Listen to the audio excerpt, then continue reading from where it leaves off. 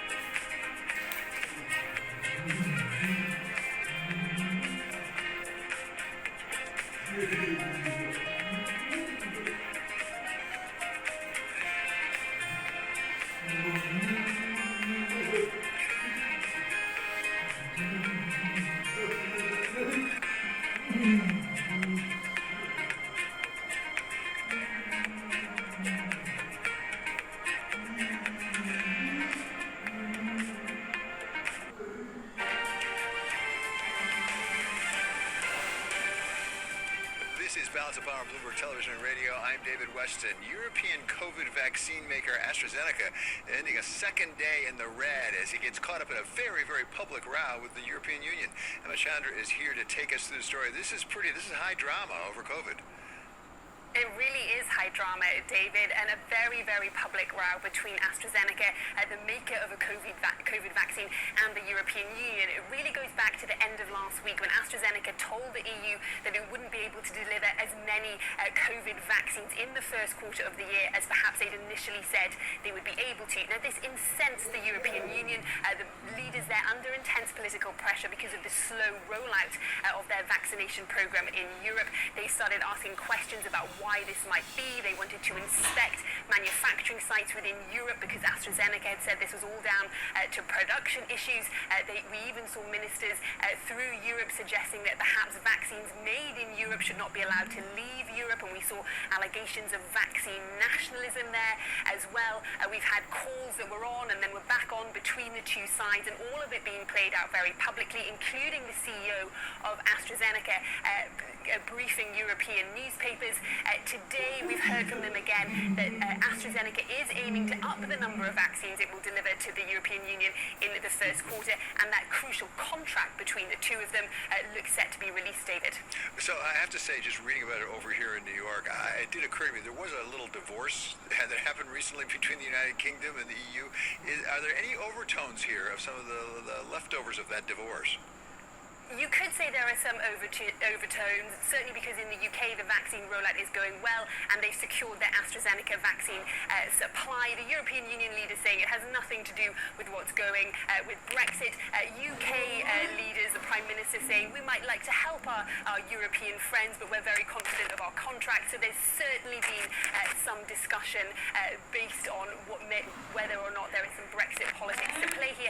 One thing I should mention as well, David, though, of course, is that the European Union has not even approved the AstraZeneca vaccine. They're due to do that tomorrow. Okay, thank you so much, Emma Chandra, for that report on AstraZeneca. Coming up, today is Healthcare Day at the White House, and we get a report of what to expect from President Biden at his daily signing of executive orders. That's coming up next, right here on Balance of Power on Bloomberg Television and on radio.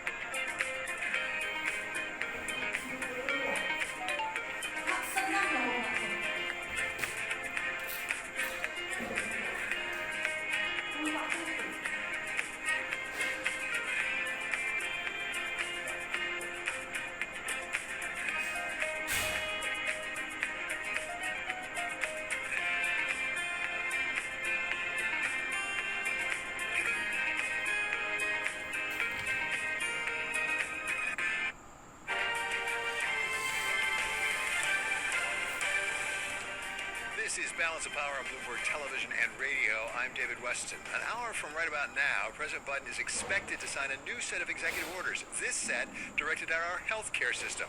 For a preview, welcome now Bloomberg Washington reporter Emily Wilkins. So we get used to this now about every day about this time. Yesterday was climate, today it's healthcare. What are we expecting him to sign today?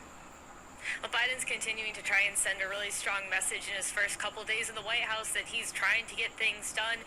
Two major things today in the group of executive orders and actions that Biden will sign. Number one, reopening up the insurance marketplace through the Affordable Care Act, allowing Americans who currently don't have insurance, either because they lost a job or for other reasons, to go ahead and to sign up for insurance through that marketplace. The other one today has to do with funding related to nonprofits that either provide abortions or abortion counseling. It's the nickname's the Mexico City policy, and basically it's always been something that's been hotly contested between Democrats and Republicans. You saw Obama allow for this international funding to nonprofit organizations that provide abortions and abortion consultations. You saw Trump revoke it, and now today you're seeing Biden sort of reinstate that yet again. A fair amount of what we've seen so far, Emily, has been the Biden administration reversing what the Trump administration did. How much of that is in the orders today? Is this something, is reversing a Trump decision? It definitely is, as far as the abortion-focused executive action goes for. And to be honest, the other order as opening up the marketplace, that was something that Democrats and others were calling on the Trump administration to do when the COVID-19